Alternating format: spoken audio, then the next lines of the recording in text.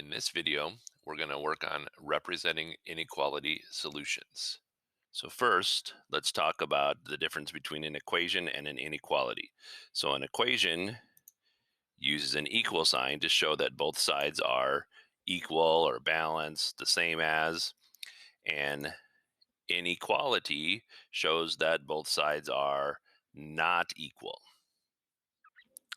So let's take a look at some inequality symbols here. So the first one is not equal to. So 3 is not equal to 5. 15 is not equal to 20. The next one is less than. I can do 10 is less than 15. I could do 25 is less than 50. Now the next one is the less than sign, but then it has a line underneath it. So that means less than or equal to. So I could do 12 is less than or equal to 20. Or I could even do 12 is less than or equal to 12 because I have the less than sign or the equal to sign. Either one of these would be true. The next one is greater than. I could have 25 is greater than 3. I could have 75 is greater than 74. I go to the next one, same kind of idea. It's got the greater than sign, but then has the equal to sign underneath. So it's greater than or equal to. So I could have 15 is greater than or equal to 10. Or I could even have 15 is greater than or equal to 15. Let's use some inequalities to write these statements. So the first one, I have -3 and -2. Well, -3 is farther to the left on the number line, so that means it is a smaller number than -2. So -3 is less than -2. Then I have 1 and 4 hundredths and 1 and 4 tenths. Well, 4 hundredths is less than 4 tenths. So that means 1 and 4 hundredths is less than 1 and 4 tenths. Next one, 3/4 and 5/8. Easy way to compare fractions is to have common denominators. So I'm going to multiply by 2, multiply by 2. So that gives me 6/8. And here is still 5/8. This 6 numerator is bigger than this 5 numerator. So that means 6/8 or 3/4 is greater than 5/8. So here I have 12 and 1/10 and 12 and 1/5. I can either change my decimal to a fraction or I can change my fraction to a decimal. Either way would work here. So 1/5 is the same as taking 1 divided by 5, which equals 0.2 or 2/10. So here I have 12 and 1/10. Here I have 12 and 2/10. Well, 2/10 is bigger than 1/10. So 12 and 1/10 is less than 12 and 2/10. So now we're going to put variables in here. And I need to see which one of these numbers will work for my variable. So I'm going to use substitution and see which one of these is true. So I have 4 and 3/10 is less than 8. Well, that is true. 8 is less than 8. That is false. 8 and 3/10 is less than 8. Again, that is false. And 9 is less than 8. That is false. So in this group of numbers, the only true solution here for W would be this one right here. Let's take a look at this one here. So we have t is greater than 5. And again, I'm going to use substitution. So I have 4.99 is greater than 5. That's false. I have 5 is greater than 5. Again, that's false. 5.0001 is greater than 5. That is true. And 7 is greater than 5. That is also true. So for this solution set for t equals, it could be either one of these two numbers because both of those fit into for this t. Now I have g is less than or equal to 4. So I can substitute 0 in for it. So 0 is less than or equal to 4. That is true. 4 is less than or equal to 4.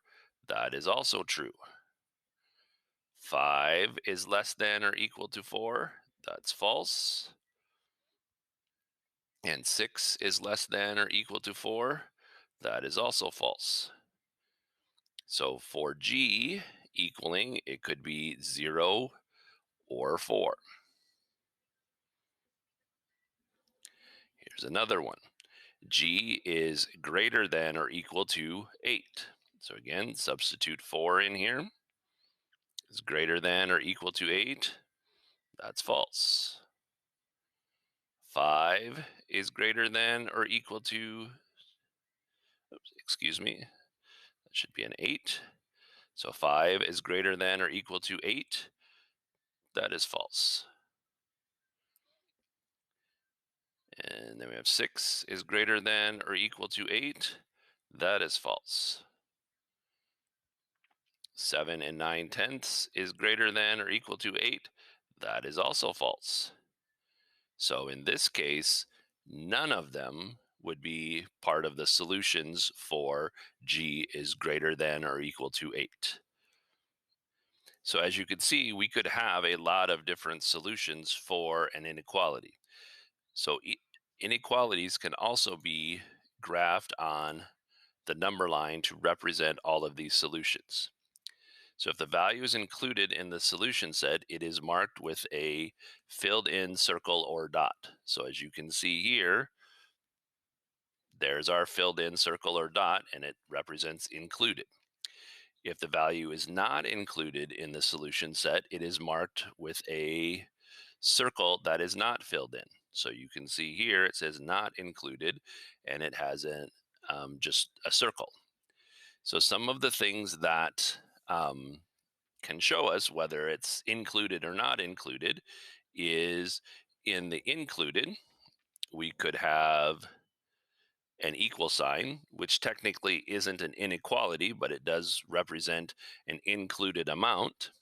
We could have greater than or equal to, or we could have less than or equal to. Not included, we would have not equal to, we would just have a greater than, and we would have less than.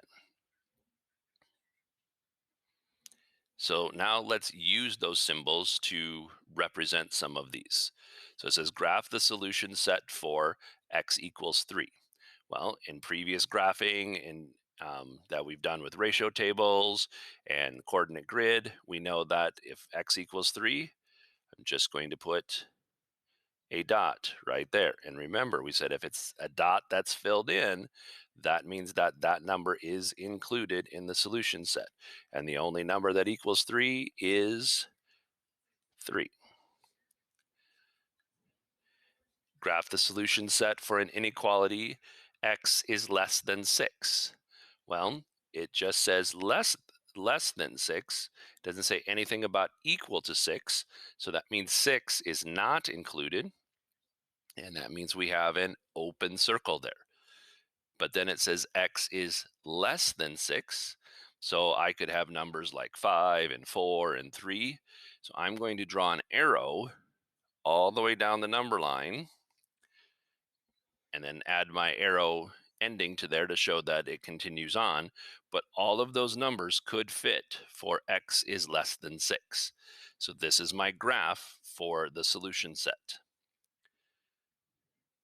If I go to the next one here, it says graph the solution set for the inequality 1 and 8 tenths is less than or equal to x. So 1 and 8 tenths is kind of a little bit closer to 2, but between 1 and 2. And it says less than or equal to. So that means I'm going to put a filled in dot here. And since 1 and 8 tenths is less than x, that means all of my numbers for x are going to be larger than that. So then my arrow is going to go up the number line. And there is my graph for my solution set for this inequality. Graph the solution set for the inequality x does not equal 3. Well, again, it says not equal to. So that means it's an open circle at 3.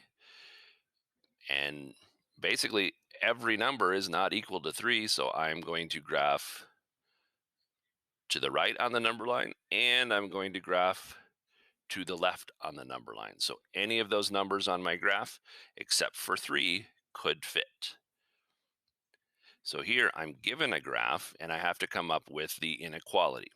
So if you notice, my graph starts at 5.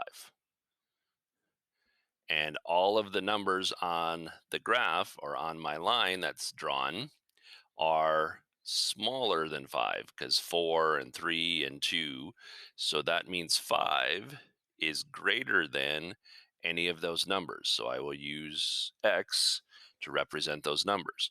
But it's also a filled in circle right here. So it's also going to be equal to. So my inequality for this graph is 5 is greater than or equal to x. Or you could write it as x is less than or equal to 5. Either one of those would work for this graph. Now for this graph, you're going to notice that it starts at 11, and then the graph goes to the right. So that means the numbers are bigger than 11. So 11 is less than x, or those numbers that are on that line. And you're going to notice that it's an open circle here. So that means 11 is not included. And so I'm not going to put a line underneath my less than, because it's not less than or equal to. I could also write x is greater than 11, which is also be true for this graph as well.